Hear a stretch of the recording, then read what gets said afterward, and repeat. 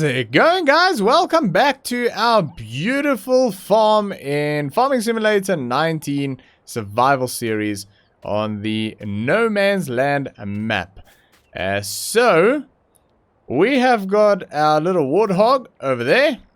We've got our really nice kudu over here. So yeah, we named our tractors in the previous episode. And we did also lime our field that we created. And now what we need to do is we need to fertilize it. So we are going to do that right away. We've got some fertilizer in the shed here, which I'm hoping is still okay because this has probably been sitting here for a very, very long time. But we're going to give it a go anyway. Because why not? And I'll tell you what, this hook works amazingly well. It really does. It is awesome. Why does it not want to take my fertilizer? Do we need to maybe drop that down? There we go. Righty. How much is in a bag? Like 500 liters? I guess. And hopefully the application rate is about 1/10 of what it was on the lime. Because the application rate on the lime was freaking ridiculous. We've actually still got lime sitting on the trailer that I need to put away. Back there. That's okay, we'll deal with that a little bit later on. First things first. Get this puppy filled up. And yeah. Won't take too long at all. I do like this hook. I really do like this hook. Works beautifully. A lot better than the front loader with the pallet forks. Well, it's designed to do a job, and it does exactly that job. So yeah, I would guess that it works well. And someone did a good job, even though it's very, very old. Someone really did do a good job with this. Alright. I hope this will be enough. Because I don't want to run into town again. I think we had to go back into... Well, when I say back into town, I mean up to the shop. The agri shop. I think we had to go back 3 or 4 times.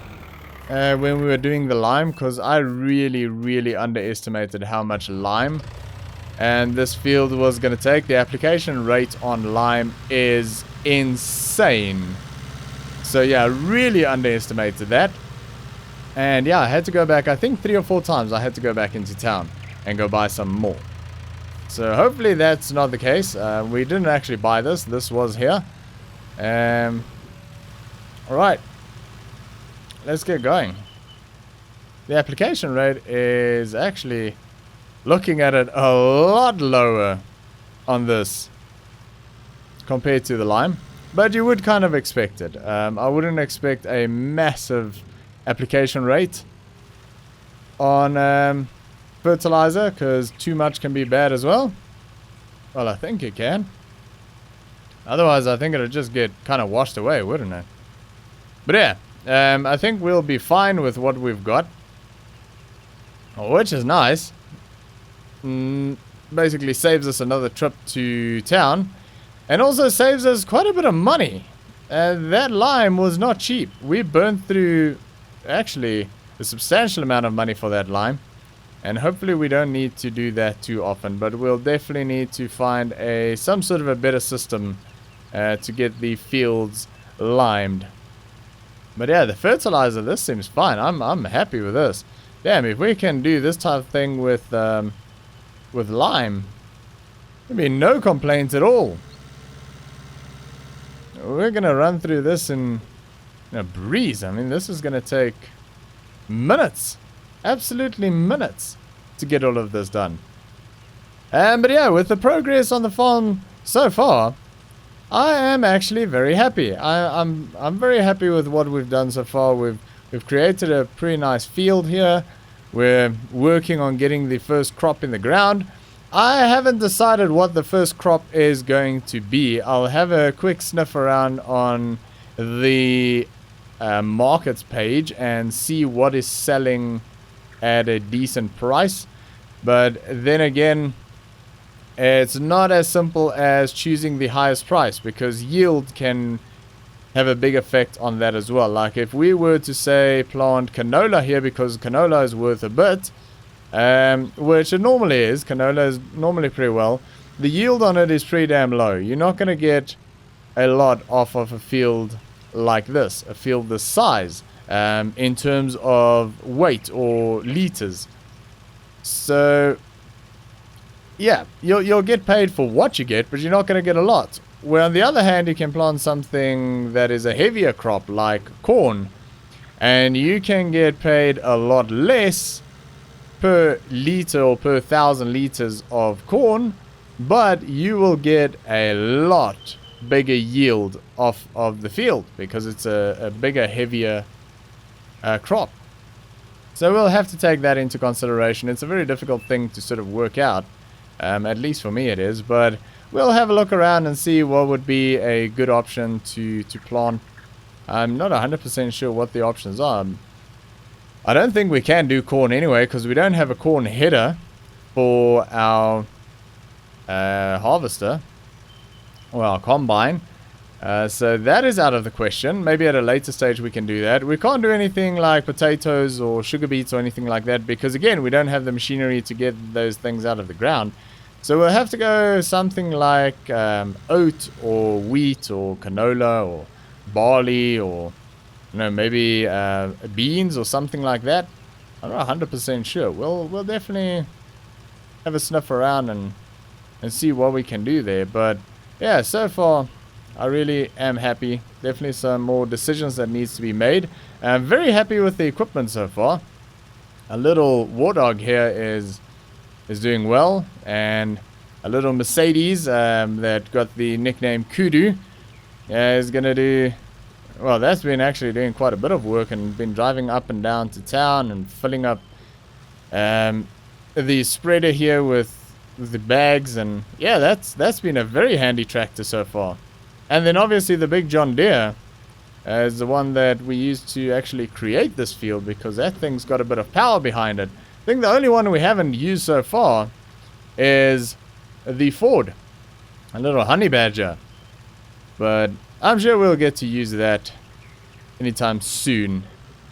Although I'm not 100% sure what the job of that will be. I think the Ford will become more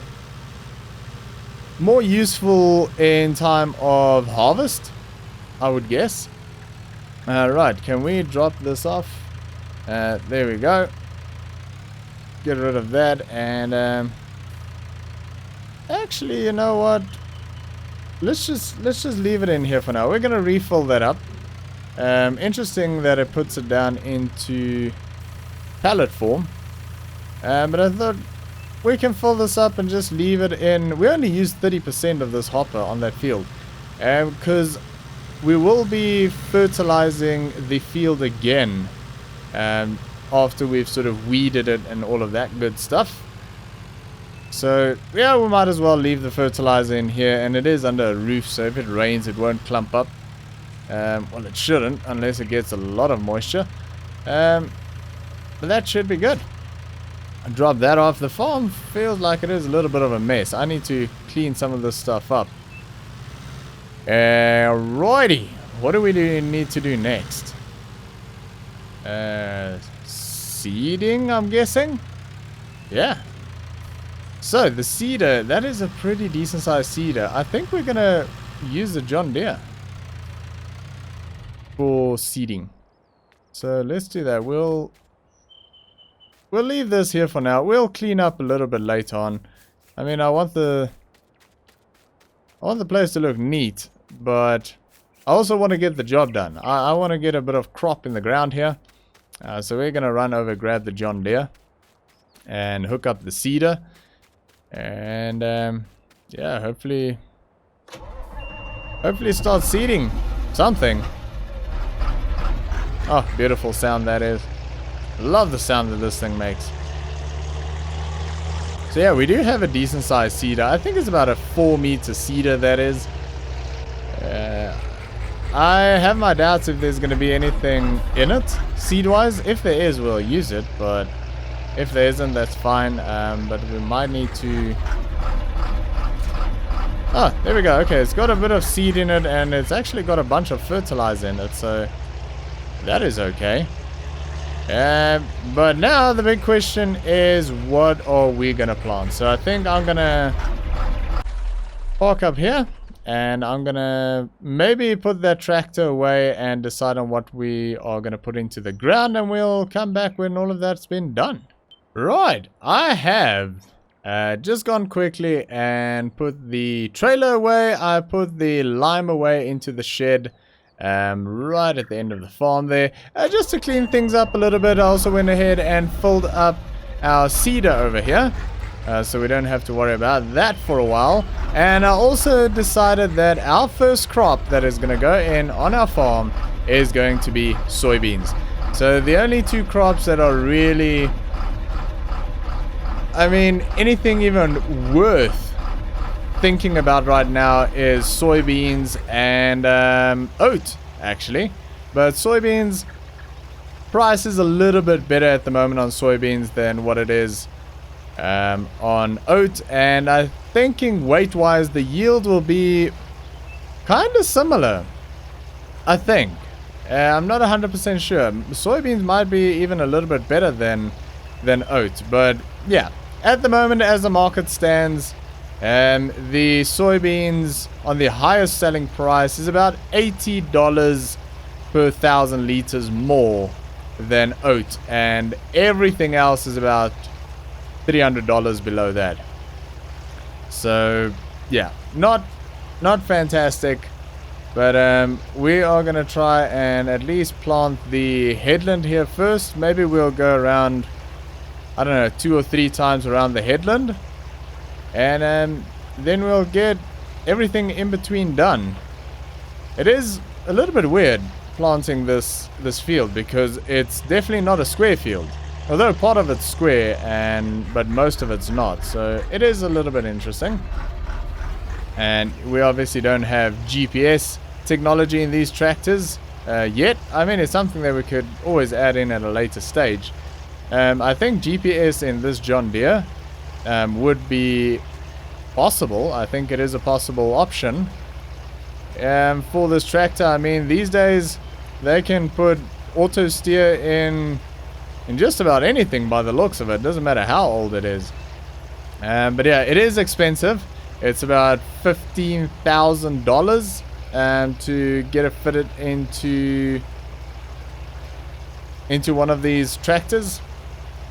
So it's definitely not cheap, but maybe somewhere down the line when we're making a bit of money, we will look into that. I did notice that the cedars seem to have lifted up a little bit around that bend where that rocky area is, and it didn't actually seed properly, so might need to go back and fix that up.